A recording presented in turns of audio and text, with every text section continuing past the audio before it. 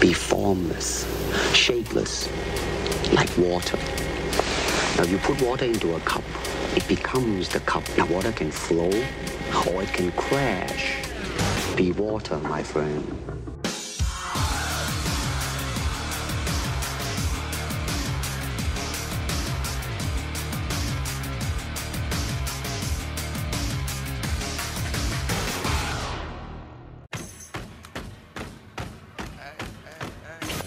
Follow our Twitter account at Wow Show.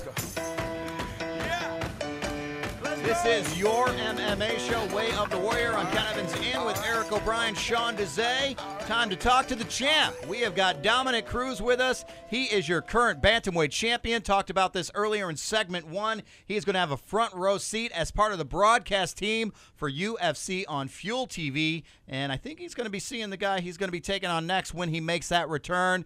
Dominick, I know you've been out with injury. It's been a long time since you've been in the cage, but the plus for us is that now as part of the broadcast team, you've kind of been hanging around. We haven't forgot about you, and we've really enjoyed what you've been doing on the broadcast team. I appreciate the compliment on the broadcasting, first of all, and it's going well because the way that I look at it is anything that that if you give me the time to do something, I'm going to put as much energy and as much of myself into it as possible, and that's what I've done with the analyst spot that I've been given, is I've just put my mentality that I have for fighting into the analyst stuff, and it's worked out pretty well. I would rather be fighting very much, but I don't have that choice, so I'm making do with what I have, and it's worked out well, and I'm blessed to have that opportunity, and I'm having fun with it. And we've got UFC bantamweight champion Dominick Cruz with us today. You've got the interim champion going to be on the card that you're helping to call live from Wembley Arena in London this Saturday at 3 o'clock on Fuel TV. You've got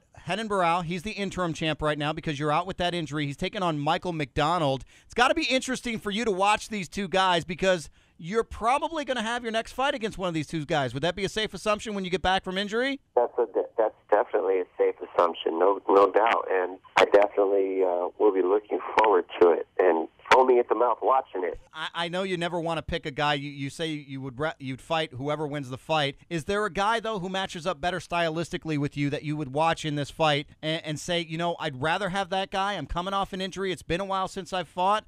Or does it really not matter to you? I mean, it sounds cheesy, but it's the truth, and this is the way that I think. And it's, am I a world champion? Yes.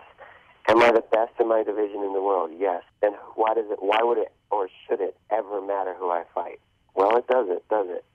Well, it really doesn't as far as when you're concerned about which fighter's going to win this fight. But Renan Barão, he's been on a bit of a tear, and he's probably one of the longest reigning interim champs we've had in a while. That would be a nice, big headlining fight for you to return to. Does that give you any rooting interest in Renan Barão maybe taking out Michael McDonald in this interim championship fight? And then you have all those facts that you just stated, and if Michael McDonald takes out Renan Barão, now Michael McDonald gets all that leeway, doesn't he? Nope, fair enough. Michael McDonald becomes the guy to beat. And the truth is, I don't really care who I'm fighting. I think that I want to fight the guy who's the best. And you hear this all the time, but it's really the only way to go about it. If you look at yourself as a champion, you want the guy who's proven himself to be the best. Right now, that's Renan. And I believe that he's got a little bit more experience than McDonald, and I think he could pull it out.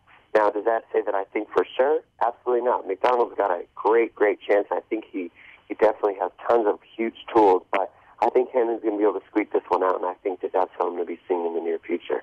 So, speaking of the injury, you've been out for a while now. Do you have a time frame you can give us? When do you expect to be back? I mean, it seems like you said a safe assumption that whichever one of these guys wins, you're going to be facing them. Does that mean you're on a timetable to get back into camp? Where are you with the rehabilitation? We're just kind of wondering. We want to see you back in that cage. Well, I want to see me back in that cage more than everybody else. That's a guarantee. So that being said, I don't know. I'm cleared to run in 2 weeks. That's about where I'm at. The doctor says, Dominick, you're not allowed to do anything except these rehab moves. You're long enough through therapy that you are now allowed to run on a treadmill. That just gives you an idea of where I am in therapy. I'm barely being cleared to run right now.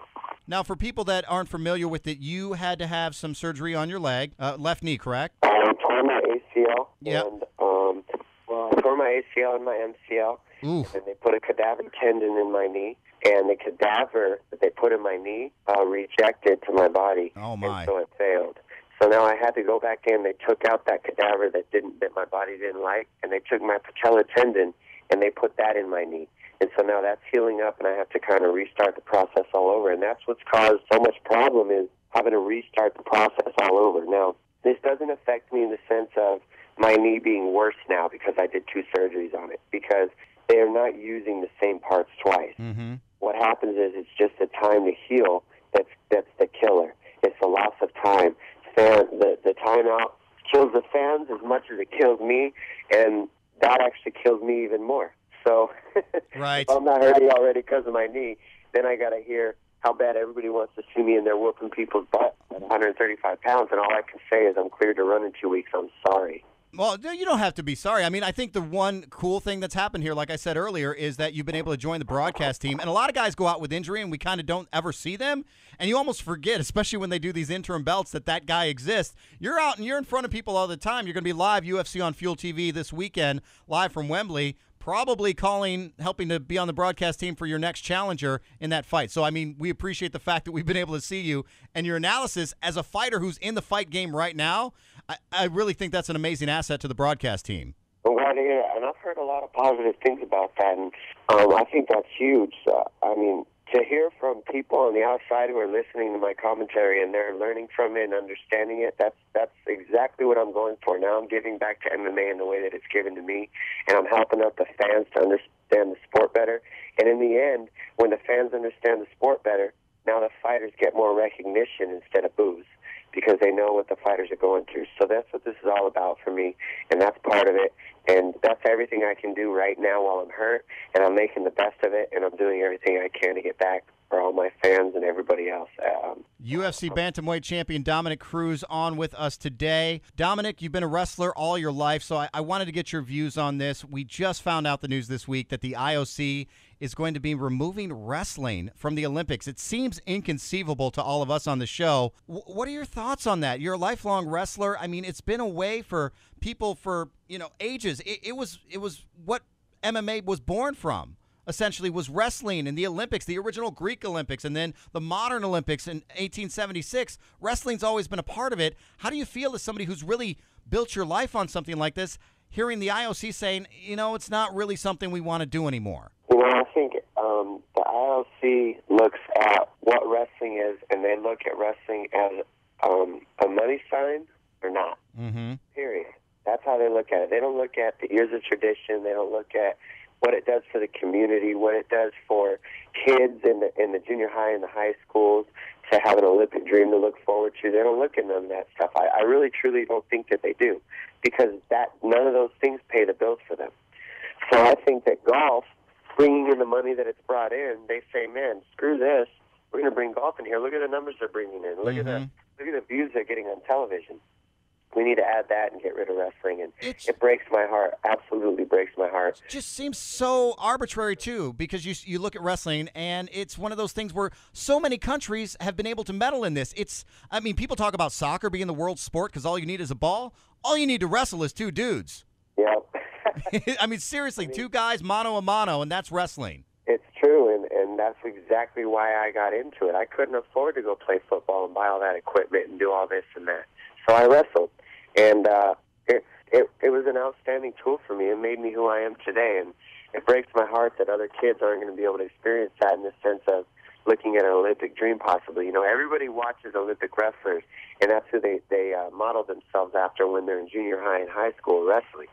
And now it's all going to change. The good thing and the positive end of this whole situation, though, is now it gives one less thought for a wrestler. Man, after I get done with college and I'm undefeated in college and I'm a 4-time national champion, what do? Should I go to the Olympics? Well, that's not necessarily an option. I guess I'm going to fight.